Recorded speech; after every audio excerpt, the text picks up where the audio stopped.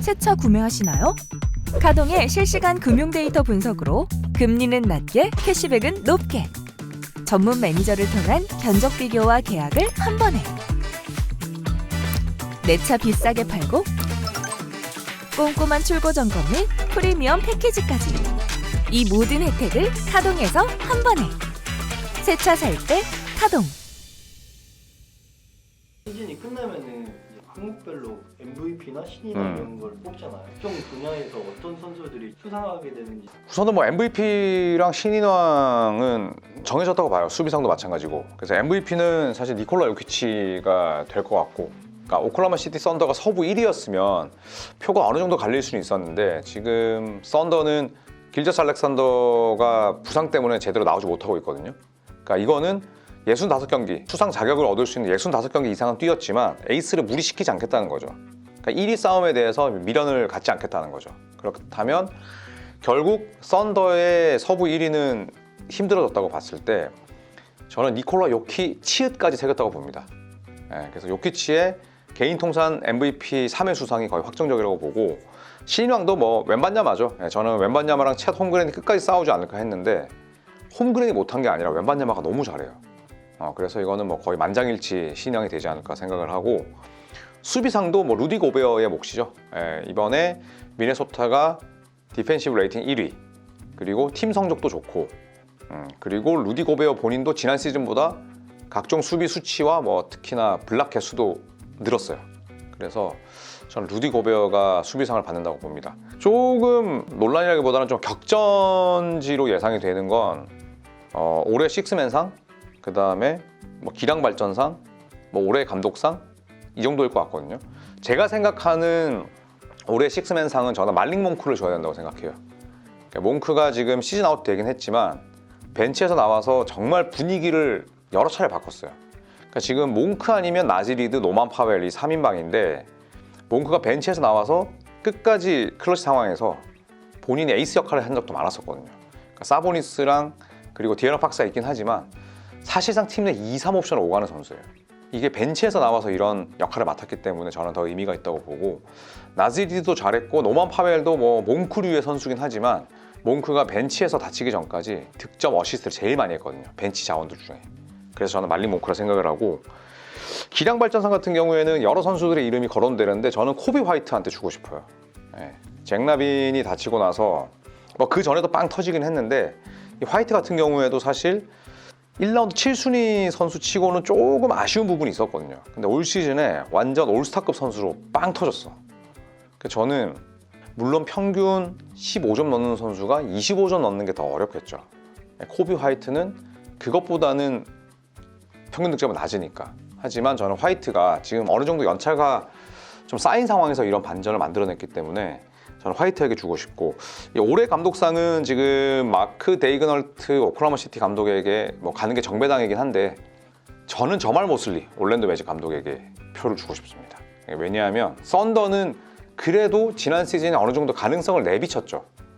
플레인 토너먼트도 잠깐 맛봤었고, 그리고 핵심 멤버들이 건재했기 때문에 물론 뭐 이 정도까지 잘할 거라고 생각은 못했지만 어느 정도 기반이 있는 팀이었다.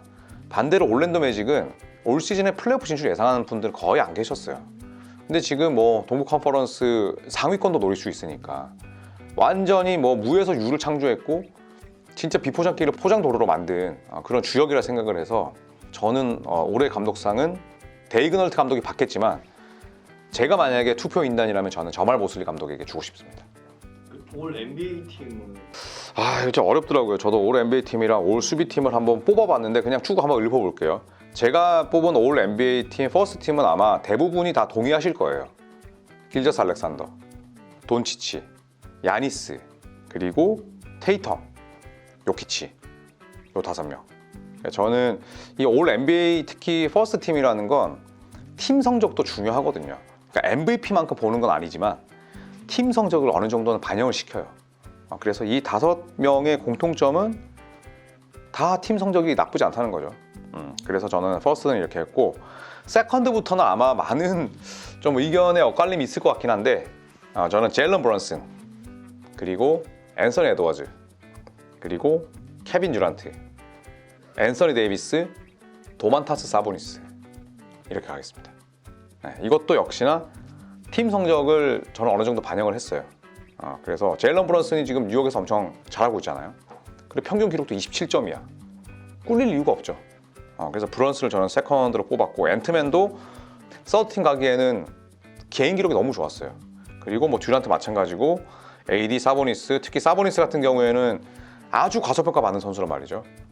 근데 세컨팀은 무조건 뽑혀야 된다고 봐요. AD도 마찬가지고. 왜냐하면 AD는 팀 성적이 아쉽지만 수비에서 했던 역할이 워낙 많기 때문에 요 5명을 갈게요. 자, 그리고 서드는 저는 커리, 부커, 할리버튼, 르브론, 제일런 브라운 이렇게 갈게요.